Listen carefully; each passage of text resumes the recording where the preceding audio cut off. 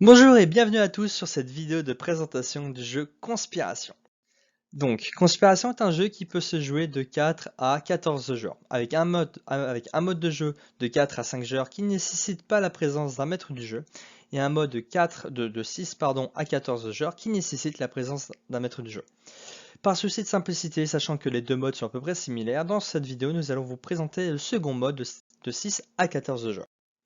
Donc, en bref, Conspiration est un jeu dans lequel vous allez incarner un personnage qui sera à face visible, donc c'est-à-dire que tous les joueurs vont pouvoir connaître votre identité. À cela, votre personnage va aussi posséder un double jeu qui est son côté sombre qui sera caché, une faction qui est aussi cachée et qui va vraiment être dans Conspiration votre but du jeu, ainsi qu'une carte action qui sera aussi face cachée qui va vous permettre un petit peu de changer le cours de la partie. Donc, Conspiration, c'est un jeu qui va avoir deux grandes phases. La première phase, c'est la phase Conspiration dans laquelle tous les joueurs vont fermer les yeux et durant laquelle vous allez commettre des crimes.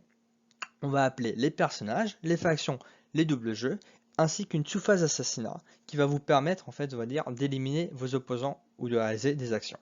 Ensuite, il y a une deuxième phase qu'on appelle la phase tribunal, dans laquelle vous allez avoir tous les yeux ouverts et vous allez devoir juger des crimes entre vous, des crimes commis dans la phase conspiration précédente. Pour cela, vous allez devoir lancer des accusations en explicitant le motif des crimes. Et c'est là toute la subtilité du jeu. Les deux phases vont s'alterner jusqu'à temps qu'une faction ait rempli sa condition de victoire, et alors là, le jeu s'arrête immédiatement, et tous les membres de cette faction, même les morts, ont gagné. Maintenant, je vais vous présenter les différentes factions. La première, c'est celle des républicains. En tant que républicain, vous allez devoir tout simplement éliminer toutes les autres factions, ainsi qu'éliminer le double jeu criminel. A noter que c'est la seule faction qui est dite légale, c'est-à-dire que dans le jeu, être républicain, c'est légal, c'est normal, tout va bien. J'ai dit que c'était normal, pas que vous étiez des gentils. Parce que oui, Conspiration est un jeu dans lequel vous allez devoir tous vous entretuer, plus ou moins. La seconde faction, par exemple, c'est celle des satanistes. En tant que sataniste, vous allez devoir tuer de vos propres mains un tiers des joueurs. J'insiste sur cette notion de tuer de vos propres mains. Pour que ça soit comptabilisé comme un mort en tant que sataniste, il faut qu'un sataniste ait soit tué quelqu'un d'autre en sous-phase assassinat, soit que le sataniste soit le lanceur d'une accusation qui va entraîner la mort lors du tribunal. Bien entendu, les satanistes peuvent se tuer entre eux. Ça peut leur permettre de se rapprocher un peu plus de la victoire, même si c'est discutable comme façon de faire. En tant que sataniste, bien entendu, c'est illégal d'appartenir à la faction sataniste. La troisième faction, qui est la deuxième faction illégale, c'est celle des pestiférés. En tant que pestiféré, vous allez devoir contaminer tous les vivants. À partir du moment où tous les vivants sont contaminés, vous gagnez immédiatement la partie. Un contaminé ne change pas de faction, et de base, les pestiférés sont contaminés. Bien entendu, c'est illégal d'être un pestiféré. La dernière faction, c'est celle des royalistes. Être royaliste, c'est aussi illégal, et vous gagnez quand tous les non-royalistes sont en prison. Bien entendu, ça veut dire que dans chaque cas, si vous tuez d'autres joueurs, c'est-à-dire que si vous réduisez le nombre de joueurs restants, eh bien c'est plus facile de réaliser la condition de victoire de votre faction. Maintenant, je vais vous présenter votre personnage. Donc votre personnage est très simple, en haut à gauche sur vos points d'attaque, en haut à droite sur vos points de vie, au milieu c'est votre effet, et en bas c'est une petite citation. Donc voilà, c'est votre identité, n'hésitez pas à bien jouer au roleplay, à montrer qu'en tant que maire, vous devez être le garant de la République, et éliminer toutes ces viles créatures qui vous entourent. Votre troisième carte, c'est votre carte double jeu. Donc c'est une carte qui va vous donner un effet supplémentaire, mais qui est un crime. C'est-à-dire par exemple, si vous êtes oracle, espion, voleur ou criminel, c'est un crime d'appartenir à d'avoir ce double jeu, donc d'avoir ce côté sombre. En revanche, cela va vous permettre d'avoir un petit effet supplémentaire. Par exemple, en tant que voleur, vous allez pouvoir détruire ou voler des cartes actions. Vous pourrez être aussi, par exemple, innocent. Alors là, vous n'avez pas de pouvoir supplémentaire. En revanche, c'est légal. C'est-à-dire qu'au tribunal, je ne vais pas pouvoir vous accuser, par exemple, d'être innocent, puisque c'est légal. Et que vous êtes innocent. Petite subtilité. Si vous avez le double jeu criminel, alors là, votre but dans cette partie va complètement changer. Vous devenez un leurre à votre faction. C'est-à-dire que vous faites genre, vous êtes encore dans votre faction, vous vous réveillez si votre faction est appelée, mais vous n'appartenez pas à votre faction. Son but du jeu, c'est d'éliminer tous les autres opposants et vous gagnez immédiatement la partie lorsque vous êtes le dernier en vie, lui et un autre personnage. C'est-à-dire qu'en fait, vous êtes plus que deux. À chaque tour, vous allez devoir tuer un personnage. Pour cela, pas besoin de regarder les caractéristiques, on reviendra là-dessus après. Et si, encore une fois, comme vous êtes un leurre à votre faction, c'est-à-dire que si vous êtes un sataniste criminel, par exemple, et bien si vous tuez en tant que criminel, si vous tuez quelqu'un, en fait, ben, vous n'allez pas donner de points au sataniste, puisque vous êtes un leurre à votre faction. Votre dernière carte, c'est une carte cachée. Enfin, c'est une carte cachée, oui, c'est une carte action qui va vous permettre de un petit peu changer le cours de la partie. C'est une carte que vous allez pouvoir utiliser à n'importe quel moment en phase conspiration, s'il y a marqué conspiration sur votre carte.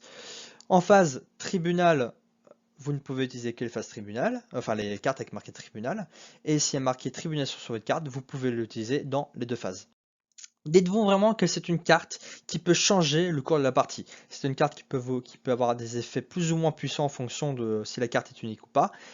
Elle est un petit peu dure à comprendre cette carte, mais c'est vraiment un gros plus. Et vous verrez en jouant, vous verrez vraiment l'intérêt de cette carte. Donc en bref, voici vos 4 cartes que vous avez. Un personnage qui est face visible, 3 autres cartes qui est face cachée. Votre seul et unique but dans ce jeu, c'est de faire gagner votre faction en remplissant sa condition de victoire. Et si votre faction remplit sa condition de victoire, et bien tous les membres de cette faction, même ceux qui sont morts, gagnent immédiatement la partie. Maintenant, je vais vous parler du déroulement du jeu. Alors, comme dit précédemment, il y a deux phases. Une phase conspiration dans laquelle vous allez fermer les yeux et dans laquelle votre personnage ainsi que son rôle et sa faction va se réveiller. Et une phase tribunal dans laquelle vous allez devoir juger des crimes commis lors de la phase de conspiration précédente. À partir du moment où une faction est remplie sa condition de victoire, cette faction gagne la partie. Donc, première phase, phase conspiration. Donc, après avoir distribué les cartes, on commence la phase conspiration. Tous les joueurs vont alors fermer les yeux et on va commencer par activer les cartes actions.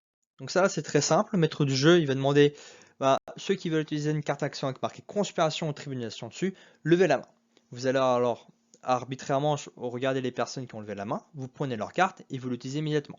Si cette carte nécessite d'aller réveiller un autre joueur, par exemple la carte somnifère va endormir une cible, et bien vous dites que la personne qui a utilisé cette carte se réveille, vous montrez la personne que vous ciblez. Ensuite, vous allez toucher la tête de cette personne et vous dites quelque chose comme la personne à qui j'ai touché la tête ne pourra pas se réveiller lors de cette phase. Petit conseil, certaines cartes, comme par exemple la dague ou paranoïa, peuvent, on va dire, rester devant vous.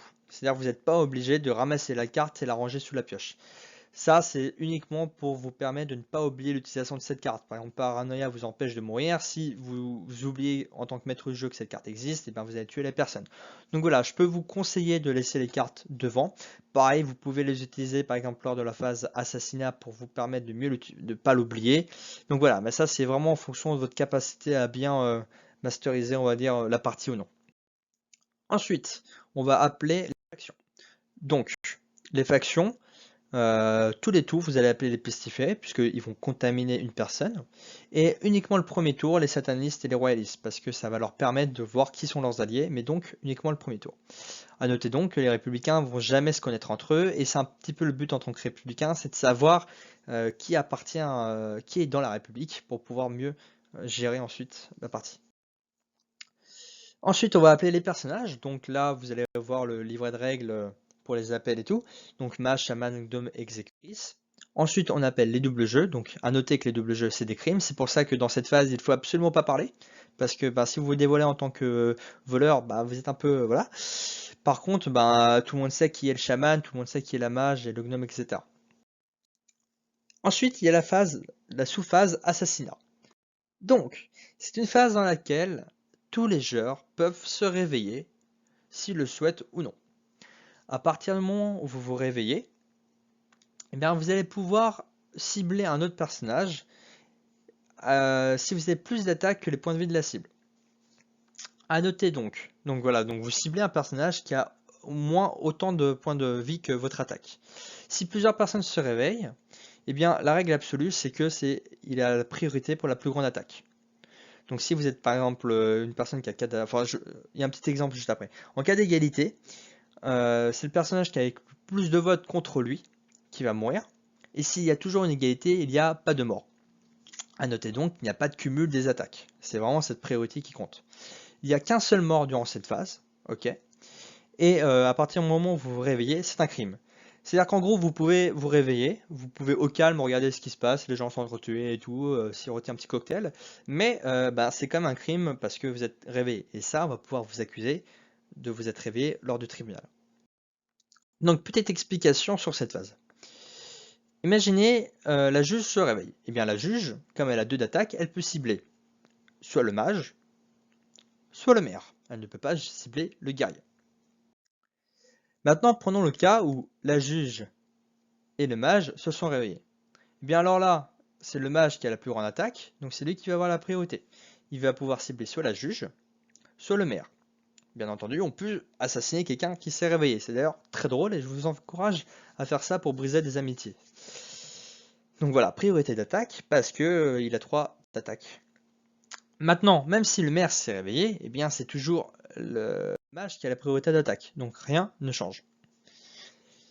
Dans le cas où par exemple la juge utilise une dague d'assassinat, elle va gagner 2 d'attaque, elle va donc avoir 4 d'attaque, c'est elle qui a la priorité. Et là par exemple elle peut assassiner le mage, mais elle peut toujours pas assassiner le guerrier qui a 5 de vie.